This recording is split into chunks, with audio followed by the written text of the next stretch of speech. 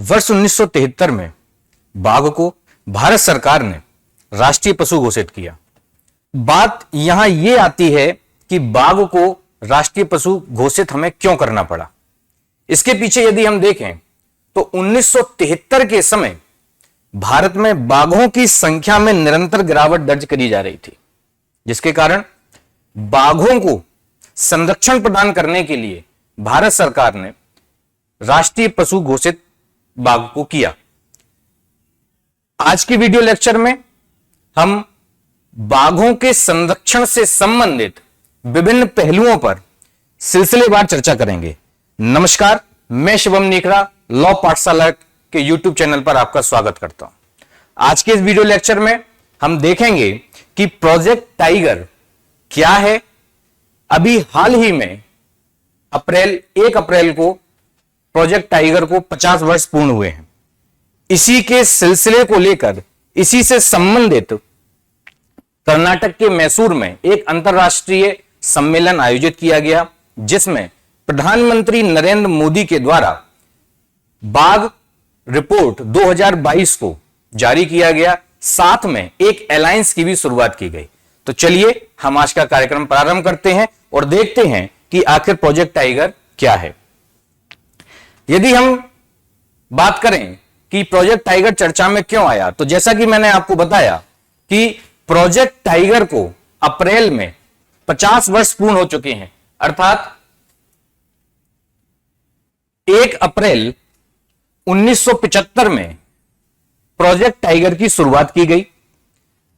Project tiger की शुरुआत करने के पीछे का मुख्य कारण यही था कि बाघों को संरक्षण प्रदान किया जाए। अभी हाल ही में जो रिपोर्ट प्रस्तुत की गई है, उस रिपोर्ट के अनुसार यदि हम बाघों के आंकड़ों में पर ध्यान दें तो हम देखेंगे कि वर्ष 2018 में बाघों की संख्या 2967 देखी गई थी। वहीं 2022 में यह बढ़कर 6.7% की वृद्धि के साथ यह 3167 हो गई है। इसके बाद यदि हम आगे देखें तो कर्नाटक के मैसूर में प्रधानमंत्री नरेंद्र मोदी के द्वारा एक इंटरनेशनल बिग कैट अलायंस की शुरुआत की गई। हमको यहां यह समझना होगा कि यह अलायंस किस लिए बनाया गया और यह किन किन जानवरों को संरक्षण प्रदान करेगा, साथ ही इसमें कौन से देशों को शामिल किया जाएगा। तो जैसा कि आप देख रहे हैं कि कर्नाटक के मैसूर में आईबीसीए की शुरुआत की गई। आईबीसीए विश्व की 7 प्रमुख जो बड़ी बिल्लियां हैं, जिसमें चीता, बाघ, शेर, तेंदुआ, हिम तेंदुआ, प्यूमा, जैगुआर और चीता को संरक्षण प्रदान किया जाएगा। साथ ही इसमें उन देशों को शामिल किया जाएगा जो इन प्रजातियों को संरक्षण प्रदान कर रहे हैं। यदि हम आगे बात करें तो हम देखते हैं कि प्रोजेक्ट टाइगर, जैसे इसमें आप देख रहे हैं कि ये चीता है, ये स्नो लेपर्ड, हिम तेंदुआ, ये जैगुआर, ये बाघ है, ये प्यूमा लेपर्ड है, ये लॉयन है, ये लेपर्ड है। यदि हम बात करें कि प्रोजेक्ट टाइगर की शुरुआत क्यों करनी पड़ी, तो इसमें हम सबसे पहले देखते हैं कि 1 अप्रैल 1973 को केंद्र सरकार ने प्रोजेक्ट टाइगर की शुरुआत करी है। इस कार्यक्रम की शुरुआत तब की गई जब बाघों की संख्या में निरंतर गिरावट दर्ज की जा रही थी। स्वतंत्रता के पश्चात यदि हम बाघों की संख्या पर ध्यान दें तो हम देखते हैं कि भारत में 40,000 से भी अधिक बाघ उपस्थित थे, लेकिन बाघों के अवैध शिकार तथा मनुष्य और बाघ संघर्ष के बीच यदि हम देखते हैं तो बाघों की संख्या में निरंतर गिरावट दर्ज की गई है और यह शिकार होते होते 1970 के दशक तक आते आते 2000 से भी इनकी संख्या कम रह गई। लेकिन आईयूसीएन के द्वारा, आईयूसीएन जैसा कि एक इंटरनेशनल अंतरराष्ट्रीय संगठन है, उसने 1973 में बाघ को लुप्तप्राय घोषित कर दिया था। तब भारत सरकार ने अपने बाघों को संरक्षण प्रदान करने के लिए एक अधिनियम पारित किया, जिसमें वन्य जीव संरक्षण अधिनियम को लागू किया गया। यह अधिनियम असम, बिहार, कर्नाटक, मध्य प्रदेश, महाराष्ट्र, उड़ीसा, राजस्थान, उत्तर प्रदेश, पश्चिम बंगाल जैसे 9 राज्यों में इसकी शुरुआत की गई और इसकी प्रथम बार इसको उत्तराखंड के जिम कॉर्बेट नेशनल पार्क में इसको शुरुआत की गई। वर्ष 2006 में प्रोजेक्ट टाइगर को पुनर्गठित किया गया और राष्ट्रीय बाघ संरक्षण प्राधिकरण की स्थापना की गई। राष्ट्रीय बाघ संरक्षण प्राधिकरण कैसे इस मुहिम को आगे बढ़ा रहा है, इसकी हम आगे चर्चा करेंगे। और यदि हम वर्तमान आंकड़ों पर ध्यान दें तो वर्तमान में 54 टाइगर रिजर्व हमारे भारत में मौजूद हैं। यदि हम रिपोर्ट की चर्चा करें तो जैसा कि आप देख पा रहे हैं कि 2006 में बाघों की संख्या 1414 थी, यानी 1414 थी। उसके बाद 2010 में यह 1706। आपको एक बात और यहां बता दी जाए कि हर 4 वर्ष में, प्रत्येक 4 वर्ष में ये आंकड़े जारी किए जाते हैं। इसके बाद 2014 में 2226, 2018 में 2967। जो भी हाल ही में रिपोर्ट जारी की गई है उसके अनुसार शिवालिक पहाड़ियां जो हैं हमारी, वहां गंगा के बाढ़ के मैदान में बाघों की संख्या में सर्वाधिक वृद्धि देखी गई है। लेकिन जो हमारा पश्चिमी घाट है, जहां जिसको हम कह सकते हैं महाराष्ट्र, गोवा, केरल वाला जो क्षेत्र है, वहां पर इनकी संख्या में गिरावट दर्ज की गई है। शिवालिक पहाड़ियां, गंगा के बाढ़ के मैदान, जहां इनकी सर्वाधिक वृद्धि देखी गई है। उसके बाद स्थान मध्य भारत, उत्तर पूर्वी पहाड़ियां, साथ ही ब्रह्मपुत्र के बाढ़ के जो मैदान हैं, वहां पर इनकी संख्या में वृद्धि देखी गई है। वन्यजीव संरक्षण अधिनियम 1972। वन्यजीव संरक्षण अधिनियम 1972 लाने का मुख्य उद्देश्य बाघों को संरक्षण प्रदान करने के साथ साथ अन्य जीव, साथ ही अन्य पादप पौधों को भी, पक्षियों को इसमें संरक्षण प्रदान करने के लिए यह अधिनियम बनाया गया था। इस अधिनियम का उद्देश्य सूचीबद्ध, इसमें 6 अनुसूचियों का वर्णन किया गया है, जैसा कि हम आगे देखेंगे।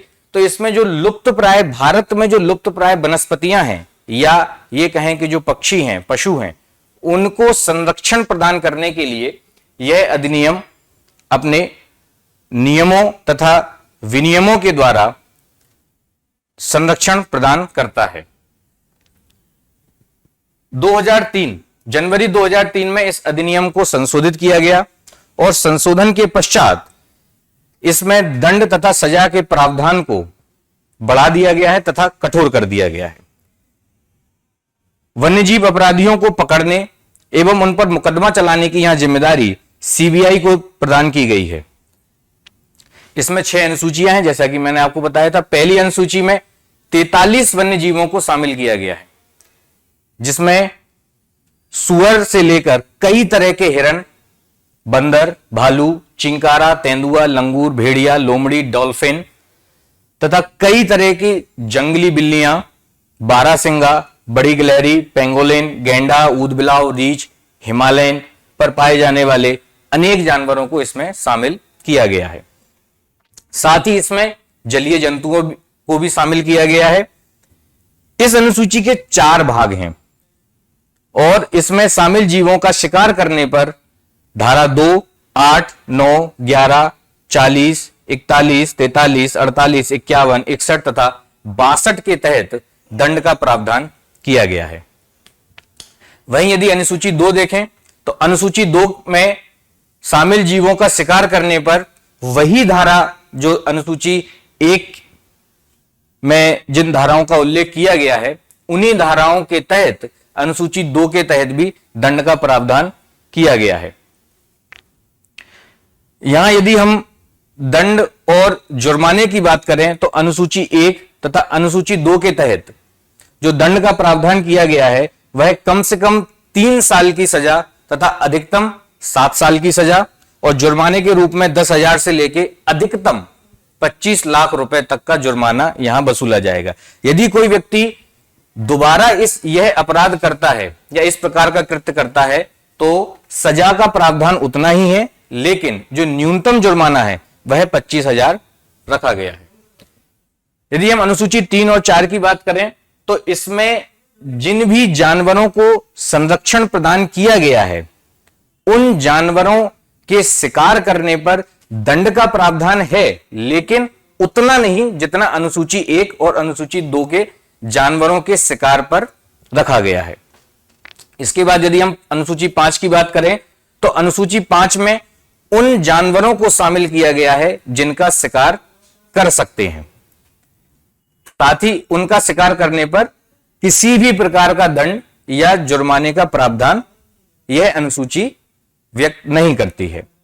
अनुसूची 6 में यदि देखें तो इसमें दुर्लभ पौधे और पेड़ों की खेती पर रोक लगाई गई है। इस प्रकार वन्यजीव संरक्षण अधिनियम 1972 6 अनुसूचियों के साथ में विभिन्न जानवरों तथा पेड़ पौधों को संरक्षण प्रदान कर रहा है। राष्ट्रीय बाघ संरक्षण प्राधिकरण की यदि हम बात करें तो यह एक प्रकार का वैधानिक निकाय है। वैधानिक निकाय का मतलब होता है कि इसे एक संसद के द्वारा विधि पारित करके इसको बनाया गया है और यह वन्यजीव संरक्षण अधिनियम 1972 का जब संशोधन किया गया वर्ष 2006 में, तब यह राष्ट्रीय बाघ संरक्षण प्राधिकरण की स्थापना की गई। इसकी स्थापना पर्यावरण और वन मंत्री की अध्यक्षता में की जाती है। तो यानी हम यह कह सकते हैं कि इसकी अध्यक्षता पर्यावरण एवं वन मंत्री करता है। साथ ही इस प्राधिकरण में 8 विशेषज्ञ और पेशेवर लोगों की एक पूरा समूह होता है जो वन्यजीव संरक्षण और आदिवासियों सहित अन्य लोगों के कल्याण का जिनको अनुभव होता है उन लोगों को इसमें शामिल किया जाता है। इन 8 लोगों में 3 सदस्य संसद सदस्य होते हैं, जिसमें 2 लोकसभा से तथा 1 राज्यसभा से। प्रोजेक्ट टाइगर के प्रभारी वन के जो महानिरीक्षक हैं वो इस प्राधिकरण में पदेन सचिव सदस्य के रूप में काम करते हैं। यदि हम एनटीसीए के कार्यों की बात करें तो हम यहां देखते हैं कि भारत में बाघों के संरक्षण के लिए यह एक व्यापक निकाय है। इस प्राधिकरण का मुख्य कार्य राज्य सरकारों के द्वारा जो योजनाएं बनाई जा रही हैं उन योजनाओं का क्रियान्वयन करना, उन्हें स्वीकृति प्रदान करना, साथ ही पारिस्थितिकी के विभिन्न पहलुओं का मूल्यांकन भी इस प्राधिकरण के द्वारा किया जाता है। यदि हम आगे बात करें तो जो भी बाघ आरक्षित क्षेत्र है वहां किसी भी प्रकार की खुदाई, खनन करना या कोई भी उद्योग लगाना या किसी भी परियोजनाओं को प्रारंभ करने की स्वीकृति या अस्वीकृति इसी प्राधिकरण के द्वारा प्रदान की जाती है। भारत सरकार बाघों को संरक्षण प्रदान करने के लिए विभिन्न देशों से सहयोग की अपील करता है एवं बाघों को संरक्षण देने के लिए राज्यों के साथ समन्वय स्थापित करके इनकी संख्याओं में वृद्धि करने का प्रयास कर रहा है। यदि आप देखें तो पिछले वर्ष भारत ने विदेश से चीतों को आयात करवाया एवं उन्हें मध्य प्रदेश के कूनो अभयारण्य में स्थापित किया गया। उनके संरक्षण के लिए विभिन्न प्रयास किए जा रहे हैं। तो यह था आज का कार्यक्रम। धन्यवाद।